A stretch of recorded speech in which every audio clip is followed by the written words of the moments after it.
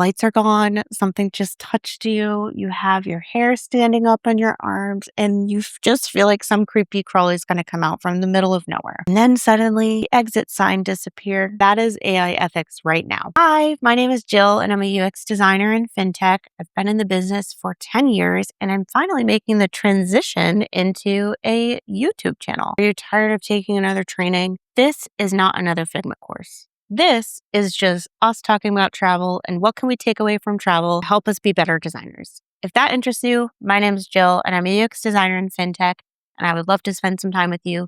Feel free to like this video and subscribe if you found it useful. You're in the hallway, it's dark, not the ride, but the walk to the ride. Things are moving, and at some point you realize, I can't go back. The only way to go out is through. That's what AI ethics feels like right now. Not for just designers, but for travelers, for everyone.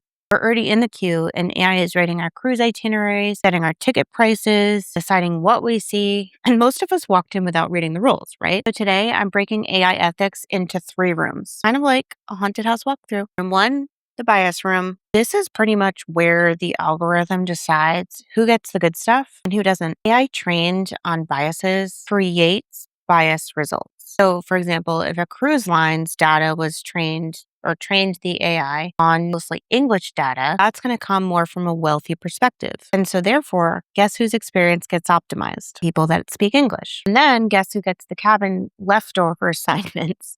Well, anyone who speaks a non-Latin language. So when AGI enters the chat, right, these biases don't just magically disappear. They're built into the AI, which is trained by bias data. And the bias in the AI just speed up the problem. And so this is a crisis. Room 2 is the consent room. So in a theme park, you consent to being scared, right? You enter the haunted house. You're there, like you chose it. But with AI, that consent is a ghost. Like you don't know you're in a haunted house. A cruise ship tracks your dining, your preferences, your walking patterns, for God's sake, and your spending. And did you consent to that? I mean, probably in their legal form you did, but you don't know that you did. Or sometimes they have accept all, right? And I'm sorry, but UX designers, we do this to people. Usually it's an accept all and you didn't actually read it. So the line between personalization and surveillance is muddy. It's kind of like a dark hallway in a haunted house. And AGI makes this hallway longer and longer because it tracks everything that you do. So it has a few data points and then a lot of data points. You're in a wavy haunted house. And then in this wavy haunted house, it predicts what you'll do next because guess what? It can. And it acts on it and prompts you for those choices for its preference for you because of the training that it has. So that leads us to 3, which is the manipulation room. And if you didn't see that coming, this is the spookiest one because the AI is the nudge and the nudge helps the AGI. It's kind of like that haunted person in the weird lab coat that comes up to you in the haunted house. And in the real world, it can come up as dynamic pricing, but it's not actually dynamic because it has all your history of everything that you've already searched for. Let's say for a cruise fare, it might say $200, but it already knows that you've been searching for 2 weeks. So it's already surged another $100, $50 upward, not in your favor. Because AGI can read your hesitation. It's like, okay, this person has been searching for this thing for a week and they still haven't, taken the leap. We're going to continue sending them ads and eventually they're going to be convinced through the ads and we'll get them on the search. So they pitch to you in real time, and they manipulate you into paying more because the ads already got you from an emotional standpoint. So before you go and you pay the search, ask yourself about the emergency exit. The 3 questions to ask yourself with any AI feature. 1, who does it exclude? I know I only speak English, unfortunately. And if you can't answer that, you really haven't done the research. 2, can the user see what's happening, right? Not just the accept all, but is there some level of AI that's invisible? Because if there is, therefore the AI ethics are also invisible or non-existent.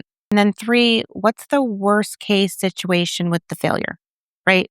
Who gets hurt? Usually someone not English speaking. But okay, let's just be clear. AI is not the villain here, right?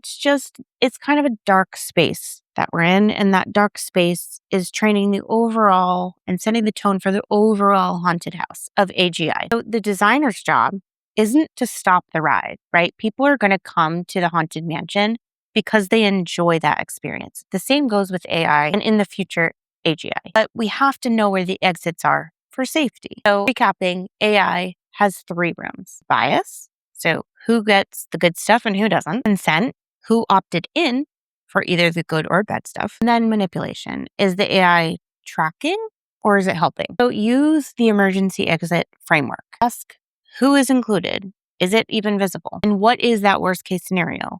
Who gets hurt? Because before you ship an AI feature, you want to make sure that you're solving pain points. You're not making pain points. Remember, AI is not the villain. It's not the monster, but we do have to design with ethics in mind. And that, unfortunately, is the real horror story of the AGI world. If this episode made you think of even one feature that you could rework to make sure that you are inclusive and thinking about AI ethics or AGI ethics, give me a follow, give me a like, drop me a comment. What was that feature and what did you do to make it more ethical?